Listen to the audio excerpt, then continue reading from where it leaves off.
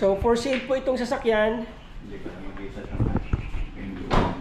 Oo, Hyundai i10 model 2015. Yan. So sila lang po ang gumagamit. Halos hindi po na ibabiyahe ng malayo to. Asking price po nila ay 160,000. Ano, ganda pa, sariwang-sariwa pa mga lods. Oh. Oh. Once a month lang nagagamit. Pensyon na kung sa longga po. Oo. Kuha lang ng pensyon. Yan lang ang gamit nito. Napakatipid pa po nito sa gasolina. Tingnan po natin ang mileage. 67187. 67,000 lang. Oo. Nabili niyo po ito brand new, ano? Hindi, second hand. Second hand din. Porsche din may-ari ng babae. Babae ang may-ari. So ayan po, 67,187 kilometers. Pala nga natatakbo. Gamit lang ng dalaga ito. Oo. 160. Nung nag-graduate, bumili sila ng malaki.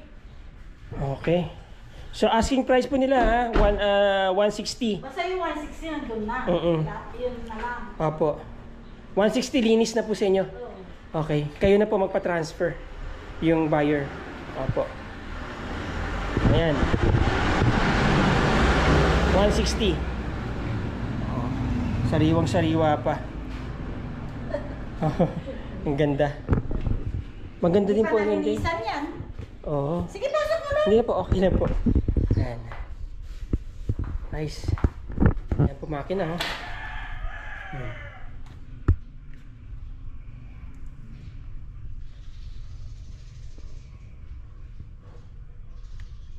Super ganda pa ng makina.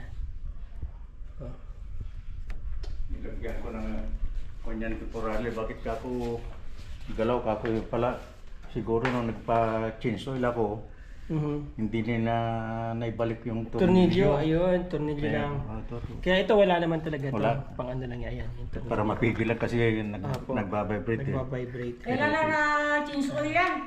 Tsaka yung gulong, kailan lang kami nagpalit. Oh, bago pa yung gulong. Oo. Sa Olonga po yan, sa ano na, pangalan? Yokohama. Yokohama, oh.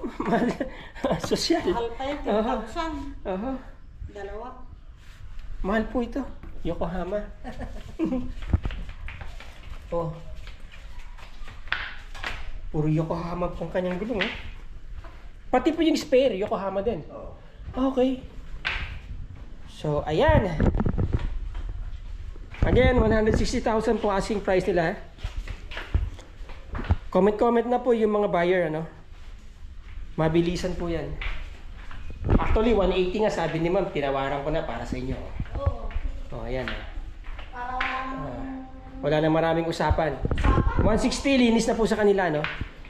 Sa buyer ang transfer. Bagong rehistro pa to.